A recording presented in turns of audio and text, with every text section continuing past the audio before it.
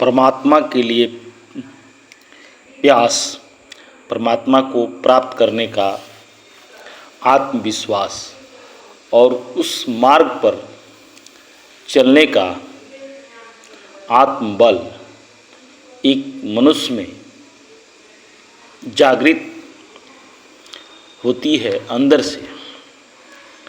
जैसे किसी किसान सोचता है कि जिस जमीन पर वह बीज फेंक रहा है उस पर बीज अंकुरित होंगे या नहीं, ऐसे ही मुझे भी लगता है कि जिनसे कह रहा हूँ वो सुन भी सकेंगे या नहीं, उनके भीतर कोई बीज अंकुरित हो सकेगा या नहीं। जब इस तरह सोचता हूँ तो बहुत निराशा होती है।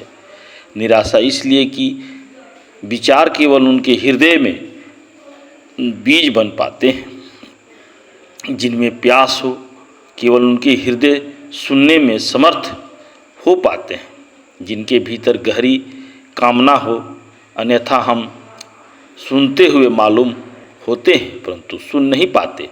हमारे हृदय पर विचार जाते हुए मालूम पड़ते हैं परंतु उनमें कभी अंकुरण नहीं होता है।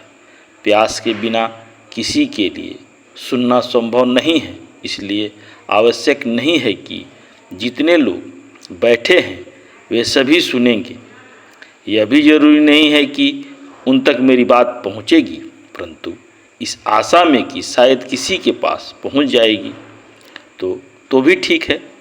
यही एक के पास भी बात पहुंच गई तो परिणाम निश्चित होगा।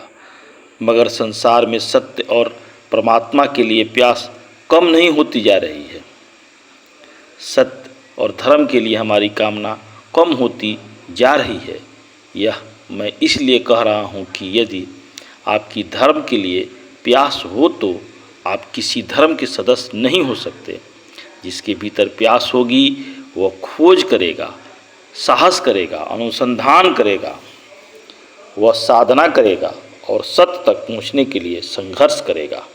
हम दूसरों के उदार विचार स्वीकार कर लेते हैं और परंपरा से सहमत हो जाते हैं और जन्म का आकस्मिक संयोग हमें जिस घर में पैदा कर देता है हम उस धर्म को अंगीकार कर लेते हैं। ये हमारे भीतर बुझी हुई प्यास के लक्षण हैं। जिनके भीतर प्रचलित धारणाओं और मान्यताओं के प्रति जिज्ञासा और प्रश्न खड़े नहीं होते, उनके भीतर कोई प्यास नहीं है। यदि उनके भीतर प्यास हो तो प्यास की अग्नि उन्हें विद्रोह में ले जाएगी। हम अनुभूति करेंगे तो स्वीकार करेंगे। अनुभूति के पहले जो स्वीकार करने को तैयार हैं उनकी प्यास झूठी है। यदि कोई व्यक्ति कहे कि मुझे बहुत प्यास लगी है और पानी शब्द से ही वो तृप्त हो जाए तो उसके लिए हम क्या कहेंगे। इसलिए परमात्मा को प्राप्त करने का जिज्ञासा, उनको प्राप्त करने का प्यास ही असल में आपकी ज़िंदगी की वास्तविक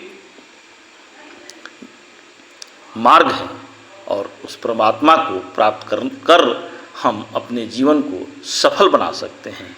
धन्यवाद।